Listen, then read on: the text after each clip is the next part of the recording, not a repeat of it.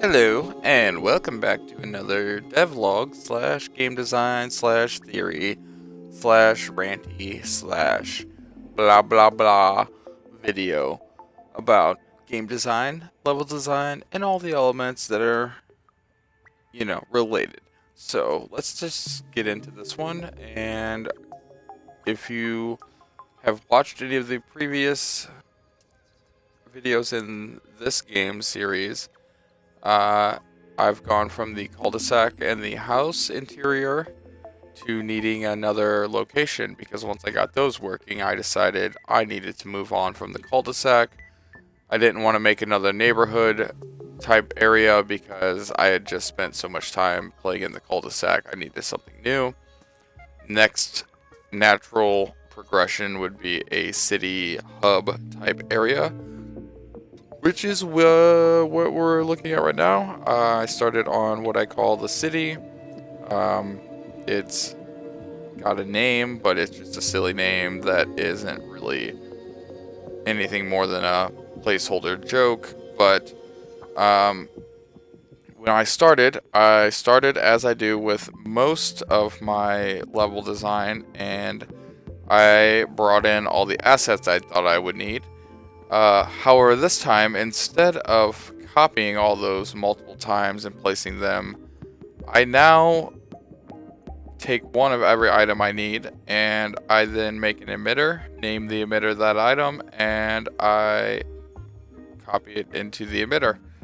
And then I use the emitter to emit that object wherever I want it, and I copy that emitter in the case of things like lampposts, trees, benches, anything that you're going to use more than once in a scene, anything that occurs permanently, you will want to put on a permanent on state, basically just placing it down and leaving it there, and then telling it where it's going to emit it at.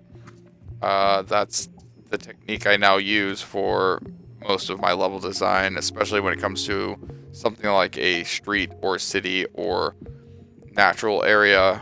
You can use the emitters, you can use randomization. In the case of things like a city like this, where I want, lampposts, benches, certain things don't move. So you would not want them on a randomization because they don't move.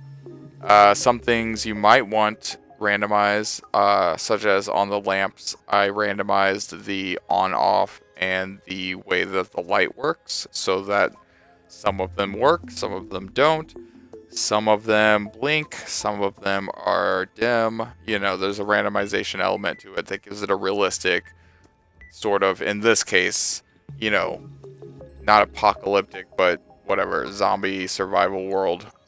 Lamps, streetlights, electricity, things are not going to be working the same. So I added an element of randomness there. The cars spawn in different locations just because I don't want it to be stale, even though I know from a real life perspective, if this was the situation, every time you leave and come back to the city, it would not be cars in different areas. However, for a game design perspective, which is part of game design, a key element is balancing sort of gameplay and realism, especially when you're doing a game where you want some things to be realistic, but at the same time you have to remember it's a game, so you have to address certain elements from that standpoint.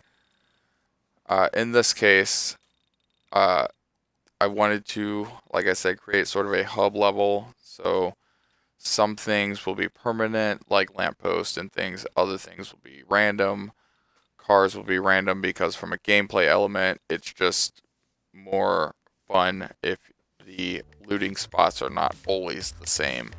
So there's a set of car locations that randomly spawn, and it gives you a little bit of variation, even though from a, like I said, realistic standpoint, it doesn't make sense. But that's what you do when you make games, balance the two, reality and disbelief, or suspension of disbelief. But as you can see, there's a buttload of emitters down there, and those are controlling all of the elements, from the trees, the trash cans, the cars, the doors. Actually, speaking of doors and emitters, I have found that you cannot emit doors to other scenes properly. I have not had it work once. Perhaps I'm just doing something wrong, but it seems to cause trouble when you try to emit copies of a door. So when it comes to the doors, I actually put them on the buildings. When it comes to a video another video I'll make where I address the next level I made, which was the endless street downtown. That came with its own set of problems that I had to address a different way. But for the most part, using the emitters to randomize things that would show up randomly brings a whole new level of dynamic reuse to going into and out of an area. But like I said, my approach now is to bring in all the items, assets I might need or will need. And like I said, I've always done that before, but now I use emitters to make copies of the same object. There are going to be times where that conflicts.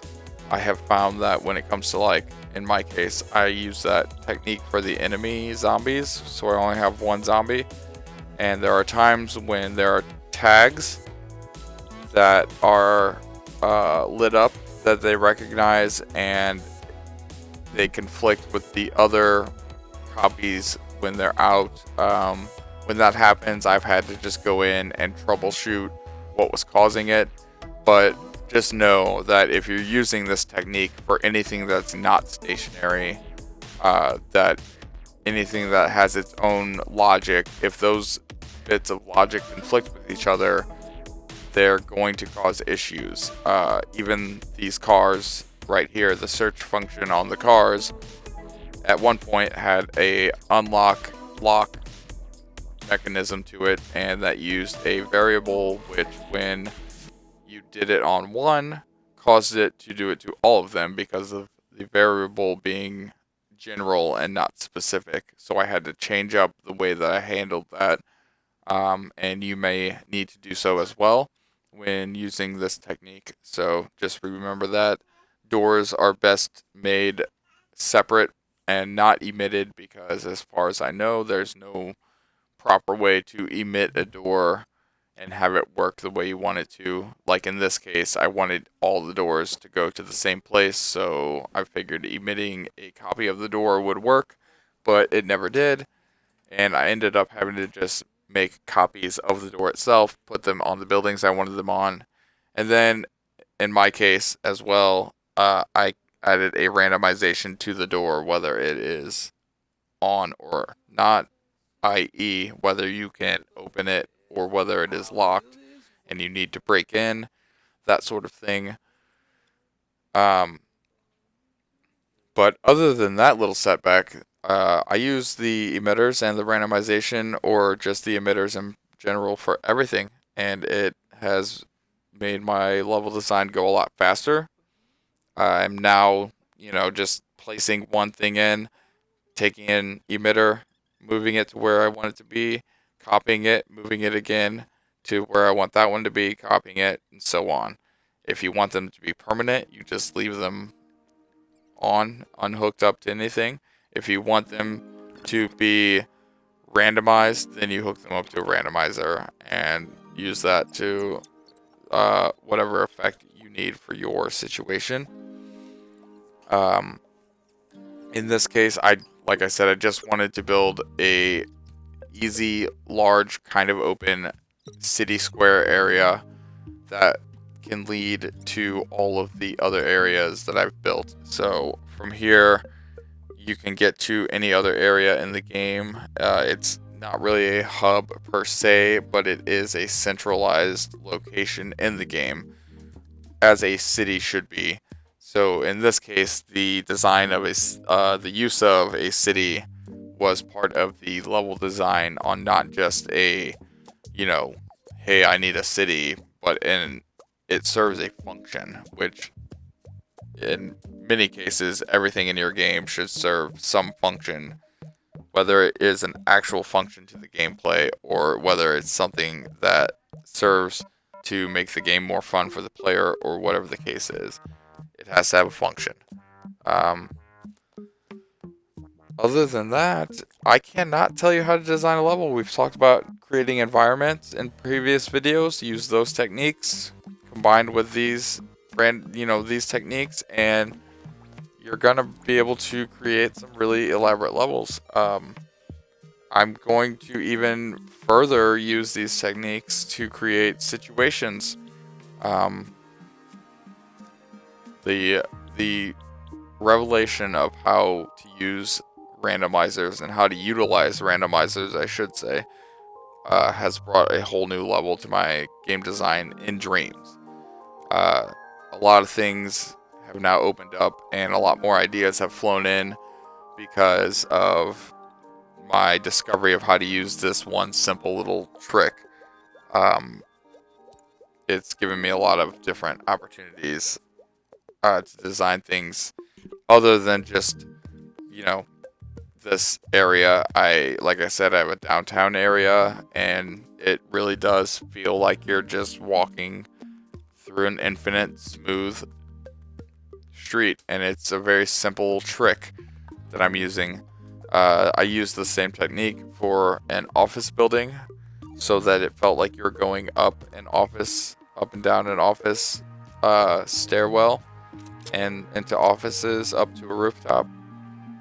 Same technique, just using randomization and a few little tricks, and boom, it feels like you're smoothly transitioning to another place. And again, it's not just the door level design situation, it's the lighting, it's the colors, it's the sound, the music. Anything can be randomized, and adding a little bit of randomization to any element can bring it more life.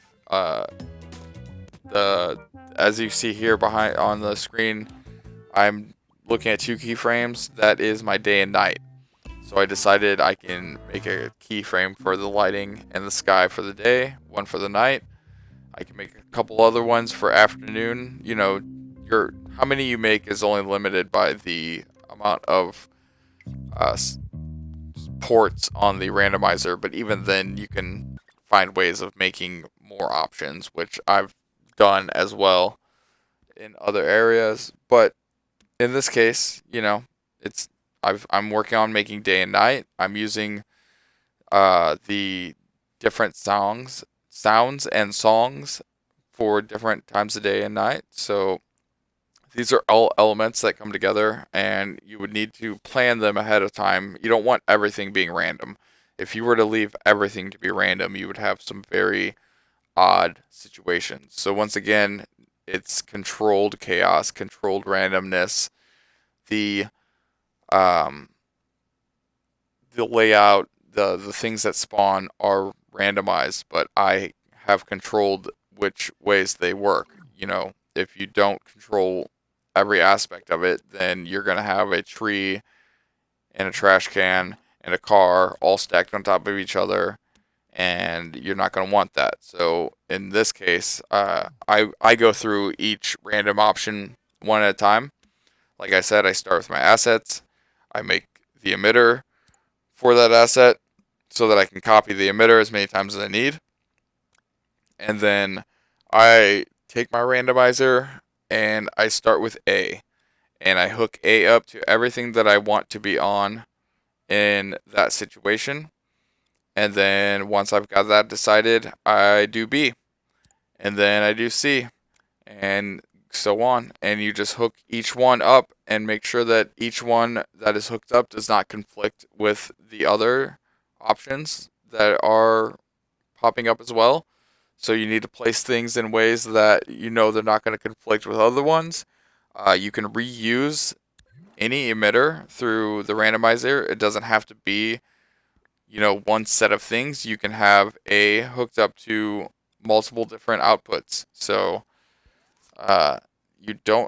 you can get a lot out of just a little. You'll see some of my emitter grids, and it might look like a lot. You might see 30 different emitters on there, and it seems like it's a lot to keep track of, but it's really not. 20 of those might be trees, and those are not, maybe they're not randomized. Again, it's about using the technique and practicing with it as much as you can to understand it in a way that you can use it to your ability. I never used it before, and then when I discovered how it worked, it clicked off an entire flood of ideas on how to use that in different ways and how I could have used it in previous games, which, like I've mentioned, I will be going back and sort of doing updated versions of things that I now can do better than I could before, or I can achieve things that I couldn't do because I ran out of space with my graphics and memory and all of that. This technique helps free up a lot of that. I was able to put a lot more into my character and some of my other elements. That's why the city itself, the buildings are very simple. They're just blocks with paint painted on them. They don't have to be complex because they're not that important. The important thing is the gameplay elements, and as far as I'm concerned, the gameplay is fun. It's fun to shoot zombies and NPCs. You don't need a detailed house around you to do that. However, go into those doors, go into that house, it takes you into a more detailed interior, and that, again, that's fun, but you didn't need the outside of the house to be super detailed. So I save space in that way. It's a design choice that I've come to just because I'm not that great at juggling thermo and how to best use assets and how to make things, get the most out of it. So right now I find that using emitters gets the most out of one object, especially if that object is going to be repeated. Obviously, there are situations where you're going to need to do something differently. This is obviously not for those situations, but for the most part, this can be used in many aspects other than level design. Like I've said in previous videos, character design, lighting, everything can be randomized, and you can use it in this way. Keyframes, anything can be keyframed. So between keyframes and randomizers, you can create some really dynamic situations. You can create some dynamic levels, some dynamic characters. It's all up to you and your understanding and use of the techniques. And good luck in your approach to those things. I hope watching videos like this helps at least maybe give you an idea. Maybe you say, oh, that's dumb. I got a better way to do it. Good. I hope so. Whether it helps you by helping you learn something new or helps you by making you think a different way, that's all that matters. Just design, get out there and make games if that's what you're into. If you think you're into it but you're not sure, just keep at it, keep practicing. I will keep trying to make videos from the perspective of somebody who, isn't quite sure, but, doesn't need a lot of technical info. I'm not here to be your teacher. I'm just here to give you some ideas and share my thoughts and share my level design, my game design, my games, and all of that. Hopefully, maybe inspire somebody to make something of their own that's better than something I made. I don't know. Either way, good luck out there. Thanks for watching. As always, if you have any questions or comments, you want to know how I did something in a level or how you might do something you're trying to approach or achieve, I'll do my best to get back at you and help you out there. Otherwise, if you're still watching, thanks as always, and love you. Bye.